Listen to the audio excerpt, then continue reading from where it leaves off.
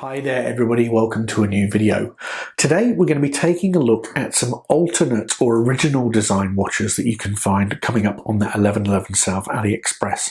Now I did do a video a couple of weeks back showing some of the more iconic designs like the Submariner, the Seamaster, so on and so forth, but I did want to show you some of those alternate or original style designs that are out there, something that might suit your personality or just something that's a little bit different. Anyway guys, as per usual, I'll put all the purchase links in the video description down below, but if you do have comments or you want to ask me any questions, please put that in the comments section and I will come back to you. Other than that guys, let's take a look at some of these more original watches that you can find on AliExpress. Here's the first watch in my selection, and it's the SN15 from San Martin. As you can see, this is a GMT, and an automatic GMT at that, powered by a Seiko NH34 movement. Now, you don't have a date on this watch. You do have sapphire crystal, anti-reflective coating. You've got a bracelet that is absolutely excellent with the quick fly adjustment, which is new to this particular model. And overall, a really nice watch for the price. Admittedly, it is slightly more expensive than what you find in AliExpress, but you will find that you're getting a better watch overall for your money. Next up, we've got the Bollinger military chronograph. Now, this watch has got some of the best lume that I've seen. Absolutely fantastic. So Swiss BGW9 lume on it. It is powered by a Seiko VK61 Mecha Quartz movement, so it's going to be highly reliable. Bollinger do offer also a 3-year warranty on their watches, so ultimately if there's anything wrong with it, then you've got that 3-year warranty to fall back on. But like I say, for the price point, I think this is a really nice watch. Now this is actually on a Barton silicon strap, so it's not the one that you get with the watch, but as you can sort of see, you can dress that watch, and I think that sort of brown strap really looks nice. Sticking with the military watch theme, here is the 1954 type model from Seagull Watchers.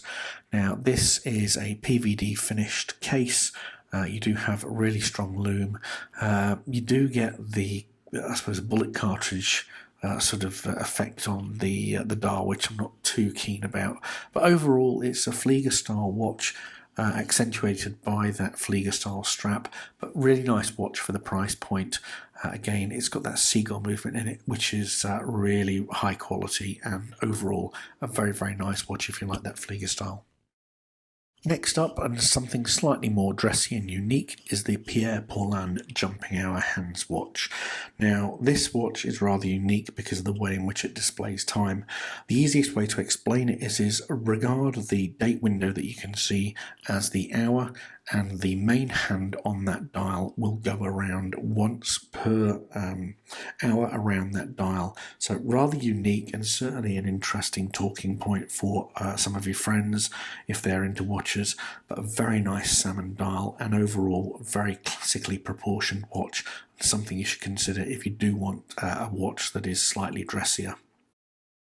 Next up, and sticking with the dress watch style, we've got this one from Borman. Now this is essentially a homage to the Swiss brand Mosa's moon phase. The Mosa sits at around about 30 to 40,000 Australian dollars. This, as you can see, can pick up for there or thereabouts 250, 260 Australian. But really nice watch. It does come in a variety of different colourways. The one you're seeing here is actually the brown dial, which is more like a grey dial, if I'm going to be honest. But this watch arguably is just as nice at the rear as it is at the front, with that really well finished movement. Now the movement does have a 70-hour power reserve on it as well. You can see you've got that nice gold rotor with very nice engraving on it. The strap on it is absolutely adequate for this price point, and is signed with a double locking clasp. But very nice watch overall, and certainly if you want something that's slightly larger than the Pierre, then this is something to consider. I couldn't help myself with this one, guys. It is the Pagani design Project Alaska homage. Now this watch is the V5 version. Essentially that means it's got a nice sapphire bezel, and it doesn't have a date complication on that dial, so it just makes it a very clean looking watch. But overall this is a really nice watch.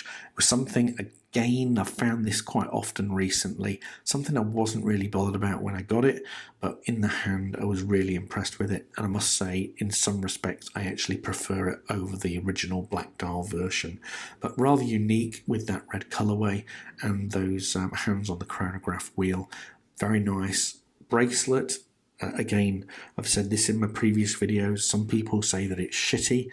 I don't mind it at all, and especially at this price point where it sits probably around about 140 Australian dollars, including delivery.